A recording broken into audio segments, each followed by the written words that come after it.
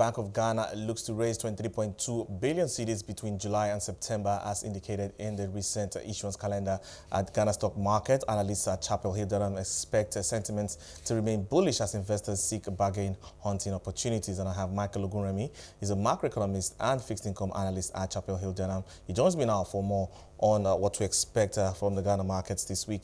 Thank you so much for your time today, Michael. Interesting times here.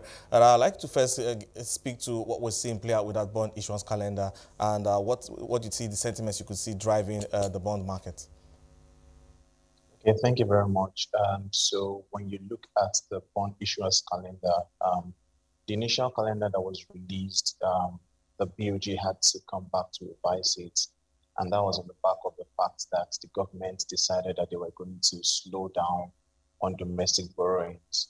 And I think it's quite interesting because for the Ghanaian government, because of the huge fiscal deficits that they are currently having and the fact that, the external debts are growing, they've sort of, signaled to the market that they would rather prefer to, keep up with external borrowings than to stay on the domestic side, and that was what sort of started the change or the amendments that we had in the bond issuance calendar.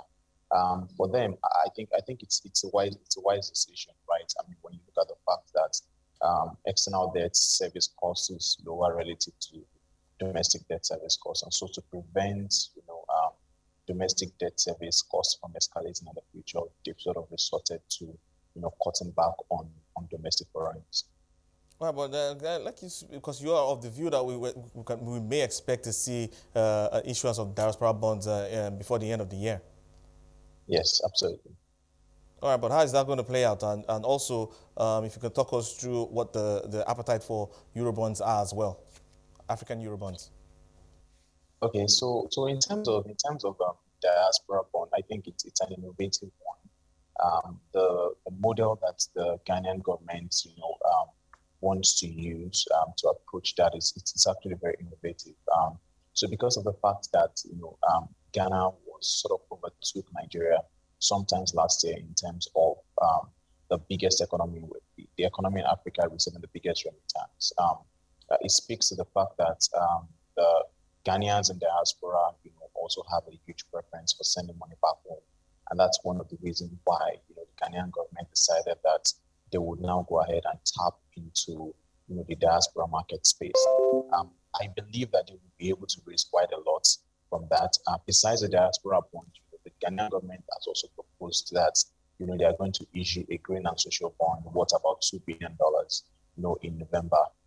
And so you see that for the Ghanaian government, they are sort of looking towards the external side more than the domestic side of the market. And like I said earlier, I think it's a good decision for them in order to manage their debt service costs. And now to speak to the Eurobonds market, I think the appetite is big, really, really big. If you look at all the economies that have issued Eurobonds recently, including Ghana, a whole lot of it are subscribed. But one of the innovative things Ghana did was to issue a Eurobond at 0 coupon, which is very, very fantastic in terms of managing, the debt service that will come out of it. However, my fears about the Eurobond is there is a whole lot of, when it falls due, there's a whole lot of maturities that will fall due at the same time. And, we only have that worry if the Ghanaian government will be able to, clear up all of that. However, the answer to that question is a matter of time. You can only tell if they'll be able to prepare that in the future. But in terms of what the government is doing in the fixed income space right now, I think it's a good move for them to raise money and then to also manage their debt service costs. But then again, the note of warning has to be cited that will they be able to meet up in terms of the repayment when they all fall due. All right, Michael, let's get into your sentiment, your outlook for the equity space in the medium term. We're seeing the market doing just about 36% year to date right now. But do you see this petering out, or do you see this strengthening as we go down the line? Okay, so just like you said, the GSE was up about 36% in the first half of the year. I mean, they were apparently the most outstanding stock market in SSA, for the period. In terms of our outlook, I do think that it's important to understand what exactly is fueling the performance currently. One of the things that is helping the Ghanaian economy is the fact that the cedi has been stronger relative to some other peer economies like Nigeria and some other other economies. If an investor is bringing in money to Ghana, for instance, they are certain of the fact that they can take their money out, unlike what you have in Nigeria currently. They're also certain of the fact that there's a very low risk of devaluation.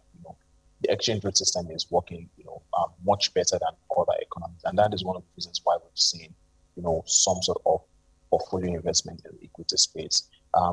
If we do not have any sort of alteration to this current FX system in Ghana, I do think that the upbeat performance that we have currently will be sustained almost through to the end of the year. All right. One other thing that would probably help the GSE is if we have any fresh IPOs in the markets, or we have any new listing or any other rights issues, all of those equity market transactions. If we see additional ones coming into the GSE, I do think that it will sort of improve the sentiment in the market and then foster the performance through to the end of the year. Regardless